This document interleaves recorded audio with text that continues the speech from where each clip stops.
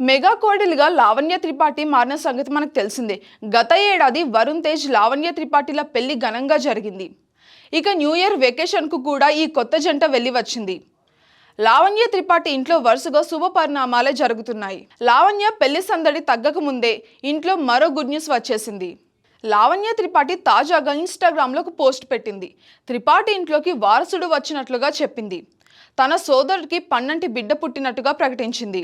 Lavanya Tripathi Instagram స్టోరీలో పెట్టిన ఈ పోస్ట్ ఇప్పుడు వైరల్ అవుతుంది. తనకు మేనల్లుడు వచ్చాడంటూ లావణ్య త్రిపాఠి పోస్ట్ వేసింది.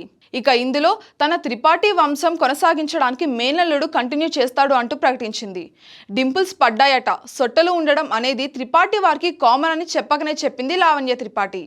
మొత్తానికి త్రిపాఠి ఇంట్లో పన్నంటి బిడ్డ రాకతో అందరూ సంతోషంగా ఉన్నట్లుగా కనిపిస్తోంది.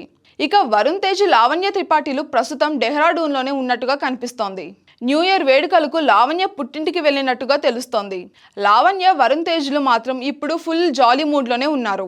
ఇంకా ఈ వెకేషన్ ను ఎంజాయ్ చేస్తున్నారు. ఇక వరుణ్ తేజ్ త్వరలోనే తన సినిమా పనుల్లో బిజీ అయ్యేటట్టుగా కనిపిస్తున్నారు. మరి లావణ్య మునుపటిలాగా సినిమాలు చేస్తుందా, కాస్త నెమ్మదిగా కెరియర్ ను కొనసాగిస్తుందా అన్నది చూడాలి. ఆల్రెడీ లావణ్య త్రిపాఠి నటించిన ఒక వెబ్ సిరీస్ మాత్రం రిలీజ్ కు రెడీగా ఉంది.